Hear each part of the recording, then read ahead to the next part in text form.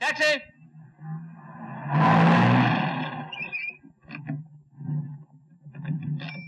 कहाँ जाने का है साहब? बैलेट पियर।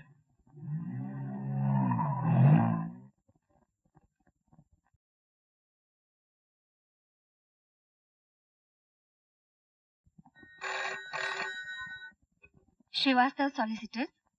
सॉरी सर, इस हफ्ते अपॉइंटमेंट का कोई चांस नहीं है। आप नेक्स्ट वीक कांटेक्ट कीजिए। Yes sir, thank you. Yes please. वकील साहब हैं? जी हाँ, लेकिन आपने अपॉइंटमेंट लिया है? नहीं, उनसे कहो कि उनके बचपन का दोस्त बंसी ले आया है। Excuse me sir, don't you think धुआं जरा ज्यादा हो रहा है? होने दो, जल्दी से एक दो सिगरेट और पी लेने दो।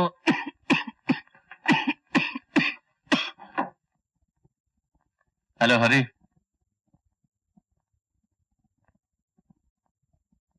बंसी? अरे भाई वाह, पहचान लिया। लोग तो 20 साल में अपने माँ बाप की सूरतों को भूल जाते, लेकिन तुम्हें सब याद है। हाँ? तो मैं कैसे भूल सकता हूँ मैं? क्यों, ऐसी कौन सी बात है मुझे न भूलने वाली? मेरी जिंदगी की कहानी तुमसे ही तो शुरू हुई थी ना। उस रोज कॉलेज में हम दोनों में हाथापाई होती, ना मैं बीमार पड़ता, ना मुझे जल्दबाजी में शादी करनी पड़ती, और ना मेरे भाई मुझसे बिछड़ जाते। खैर छोड़ो, आओ बैठो। हाँ, थैंक यू वेरी मच।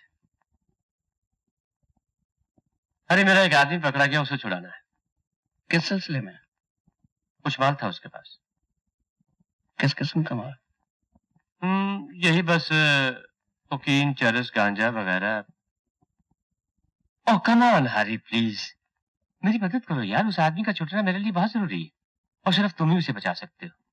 उसके लिए जितनी कीमत तुम्हें चाहिए मैं देने के लिए तैयार हूं।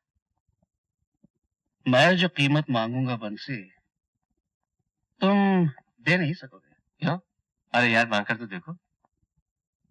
कीमत यह है, तुम खुद चलो मेरे साथ पुलिस के सामने और कह दो वो सारा माल तुम्हारा है, वो आदमी बेकसूर है, मैं उसको छुड़ा दूंगा। चलते हो? ऐसे? अच्छा भाई, मैं तो बहुत उम्मीदें लेकर आया था तुम्हारे पास। गलत जगह उम्मीद लेकर जाने से अक्सर मायूसी होती है। मैं कानून भेजता नहीं, तो उसकी हिफाजत करता हूँ। क्या भी हो गया? चाय? अरे जाने दे भाई, वो ऊपर पैसेंजर आया। अरे अरे ठीक है सलाम साहब। बाद में होता। ये आप अभी हमारा टैक्सी में आया ना? ये घड़ी आपका उधर गिर गया। ओह माय गॉड, बहुत कीमती घड़ी है। ये आपका ही घड़ी है ना? Thank you very much. अच्छा साहब एक मिनट जी, ये क्या है? रख लो। अरे नहीं साहब, क्या समझता है आप? ये आपका घड़ी लेकर के 4 माला पैदल चढ़ के ये बाइक के साथ झगड़ा करके सिर्फ बख्शीश लेने आया?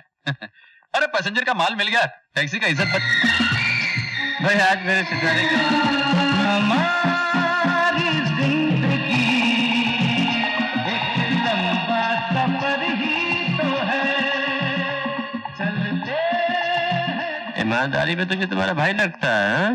अनजानी डगर ही तो है, ये हमारी जिंदगी एक लंबा सफर ही तो है, चलते।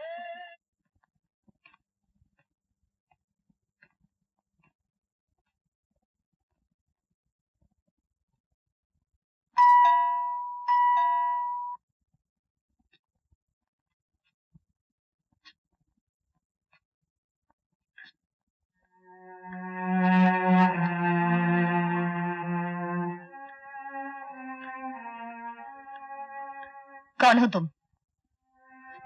भाभी मैं आपका देवर हूँ, छोटू उस्ताद। छोटू उस्ताद? जी भाभी, बॉम्बे में जितने टैक्सी वाले हैं ना, सब प्यार से मुझे छोटू उस्ताद बोलते हैं। मैं आपका गोविंद हूँ।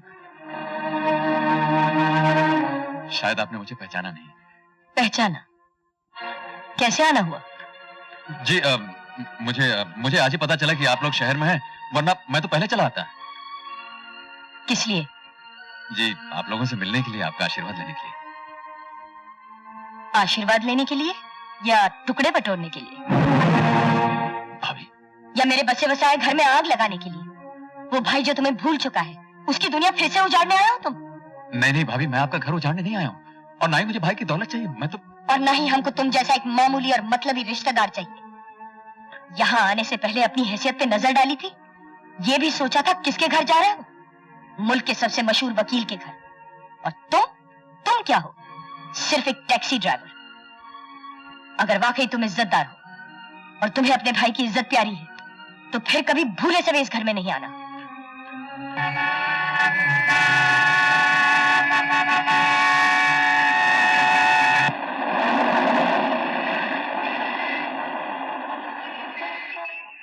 कमाल का लड़का है तू। आज मुद्दतों बाद बड़ा भाई मिला और तूने उससे कहा तक नहीं कि तू उसका छोटा भाई है। हाँ चाचा, हिम्मत नहीं हुई मेरी।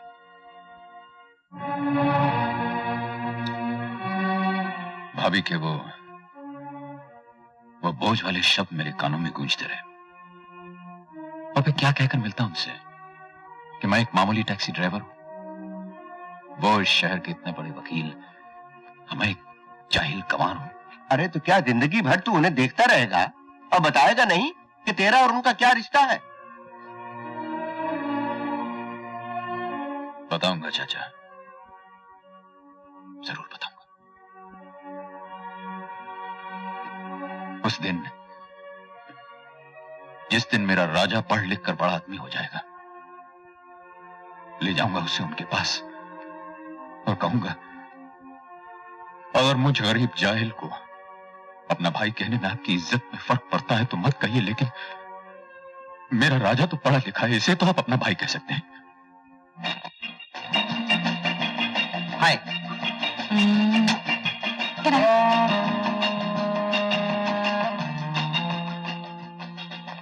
हाँ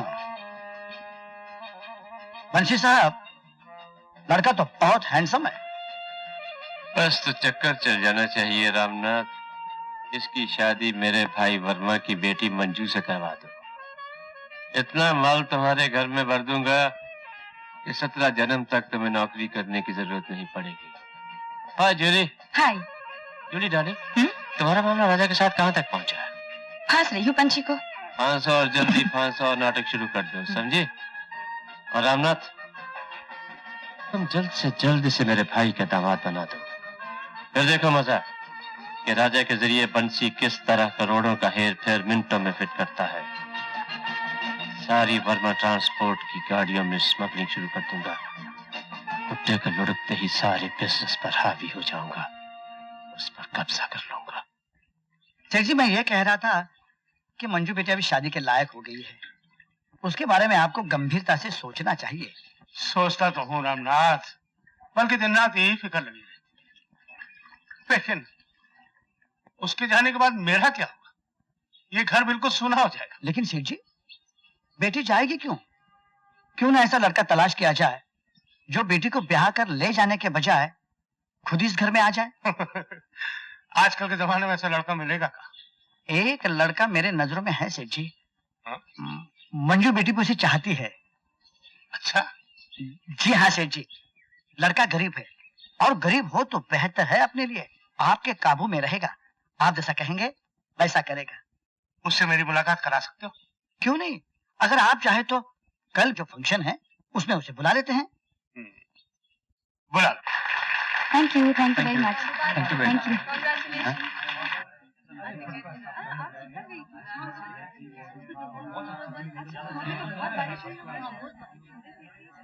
कहिए सेठ जी।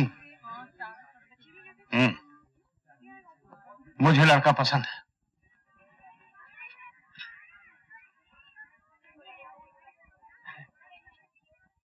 हाँ सेठ जी, अब बोलिए। राजा बहुत अच्छा लड़का है, शरीफ है, ईमानदार है। आजकल ऐसे लड़के मिलते कहाँ, इसलिए मैं उसके लिए रिश्ता लेके आया, अपनी बेटी का। सेठ जी, आप जैसे बड़े आदमी ने मेरे भाई की कदर की, मेरे घर पर चलकर आए, मेरी तो जिंदगी के सारे अरमान पूरे हो गए। इस खुशी के लिए तो मैं अपनी जान भी दे सकता हूँ सेठ जी। लेकिन एक बात कहनी थी। जी? मैं अमीरी गरीबी में कोई फर्क नहीं समझता, लेकिन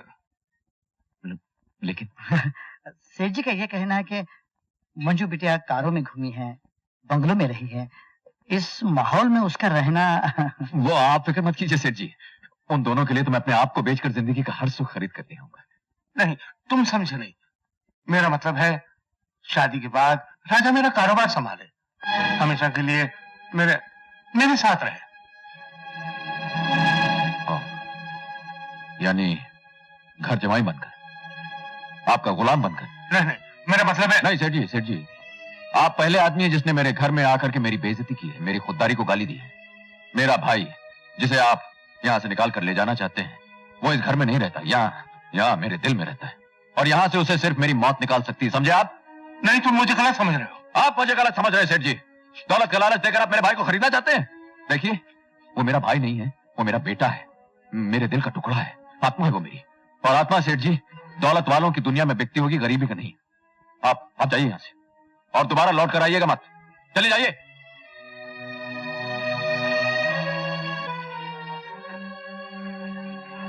भाई को खरीदने आए थे।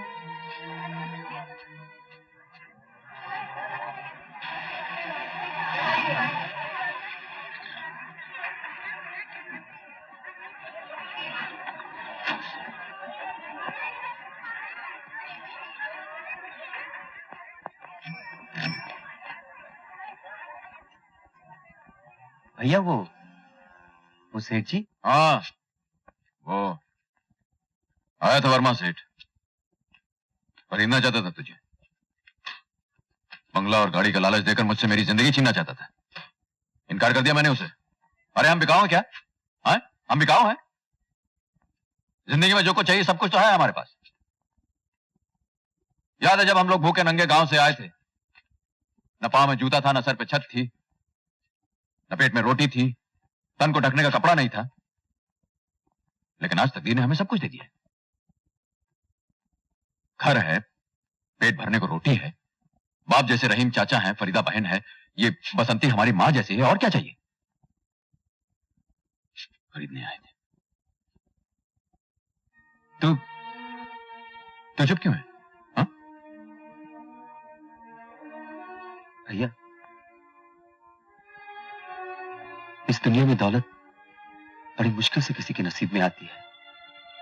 जिंदगी में एक ही बार मौका मिलता है, और वो गंवा दिया तो फिर दौलत कभी हाथ नहीं आती। मेरी जिंदगी में भी एक मौका आया था तरक्की करने का, दौलत कमाने का, मगर आज वो खत्म हो गया आपकी वजह से। मेरी वजह से?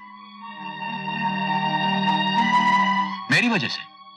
हाँ भैया, आज के दौर में लाखों पढ़े लिखे ईमानदार इंसान हैं जो सड़कों की खाक छानते हैं, नौकरी तक नहीं मिलती उन्हें, और हमारे घर की चौखट तक दौलत चलकर आई और आपने उसे ठोकर मारकर लौटा दिया। आपने मेरे बनने वाले भविष्य को चूर चूर करके रख दिया। भैया, प्यार करने वाले कुर्बानी दिया करते हैं, दूसरों का घर नहीं उजाड़ा करते।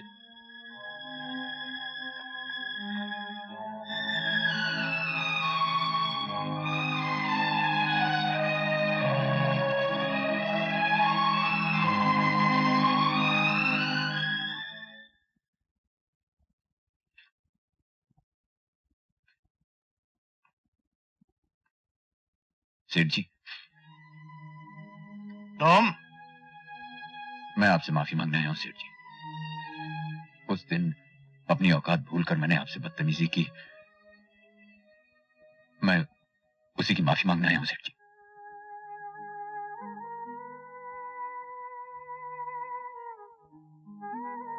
सेठ जी, मेरी गलती की सजा मेरे भाई को मत दीजिए।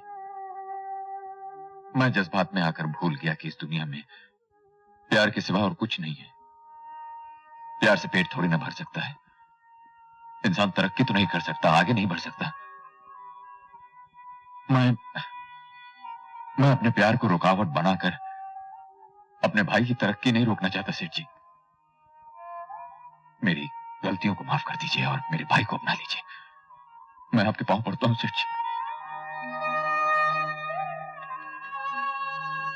बहुत बहुत शुक्रिया सेठ जी, आपका ये एहसान मैं जिंदगी भर नहीं भूलूंगा। अच्छा चलता हूं सेठ जी।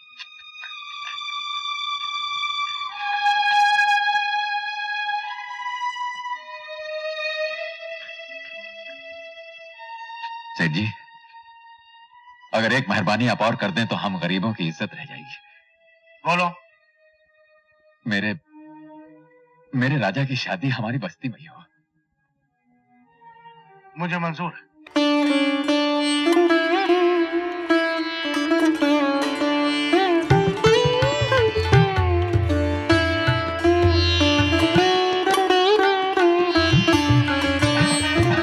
लो छोटू, तुमने बुलाया? आप जब तक नहीं आते मैं फेरे थोड़ी ना होने देता बड़े भाई। मेरा मतलब वकील साहब। ओम गणानंता गणपति क्वंगवामहे स्वाहा निधिनंता निधिपति क्वंगवामहे स्वाहा वसो मम आहम जानि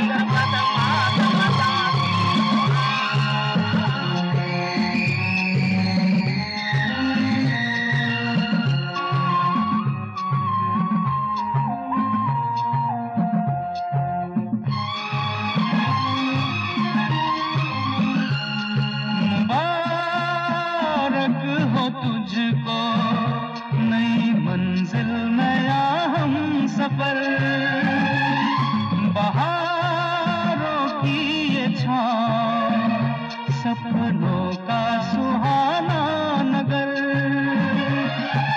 आज यही दिल झूम के गाए, रहे हमेशा जीवन तेरा खुशियों से भरपूर हो।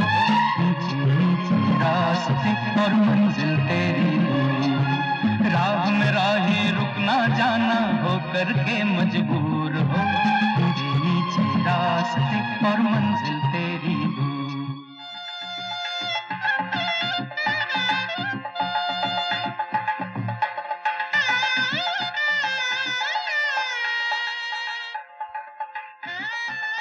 इनके पाँव छूते। अरे लेकिन मेरे क्यों? शादी के बाद बड़े भाई के पाँव छूते हैं ना। आप मेरे बड़े भाई हैं, मेरा मतलब बड़े भाई के समान है। पाँव छू बेटे। जीते।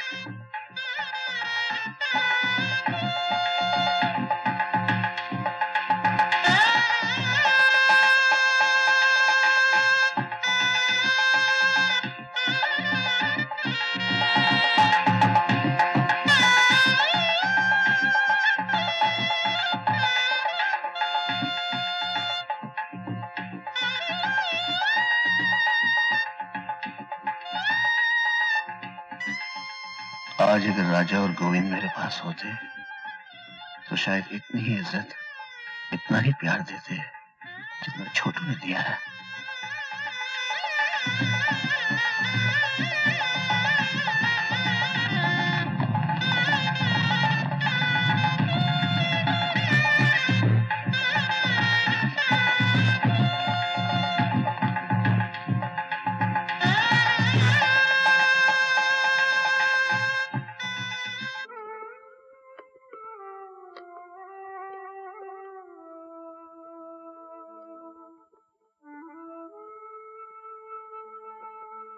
छोटू, क्या बात है चाचा? बेटे कब तक तू इस तरह गमों के अंधेरे में डूबा रहेगा? इस बुड्ढे से अपने बेटे की ये हालत देखी नहीं जाती। जाने दो चाचा, अपने इस बेटे का गम मत करो। बड़ा बदनसीब है आपका ये बेटा। इसने जिसे भी चाहा वही उसे छोड़कर चला गया। माँ बाप चले गए, भाभी छूट गई, बड़ा भाई छूट गया। इस टूटे हुए दिल का एक ही सहारा था जिस पर मैंने प्यार की इमारत खड़ी की थी, मेरा छोटा भाई। वो भी चला गया। इसी तरह चाचा एक दिन गम भी छोड़कर चला जाएगा, और अगर गम नहीं गया तो मैं ही चला जाऊंगा इस दुनिया से। नहीं बेटे, ऐसी बात मत कर। क्या हम तेरे नहीं हैं? ये फरीदा तेरी बहन नहीं है? ये बूढ़ा तेरा बाप नहीं है? क्या हम लोग तुझसे प्यार नहीं करते? प्यार करते हो चाचा, बहुत प्यार करते हो, लेकिन डर लगता है अपनी तकदीर से, अपनी बदकिस्मती से। कहीं तुम लोग भी मुझे एक दिन छोड़कर अलग न कर दो। मैं इससे पहले सबसे अलग हो जाऊंगा चाचा। एक दिन चला जाऊंगा मैं चाचा। बहुत जल्द चला जाऊंगा मैं।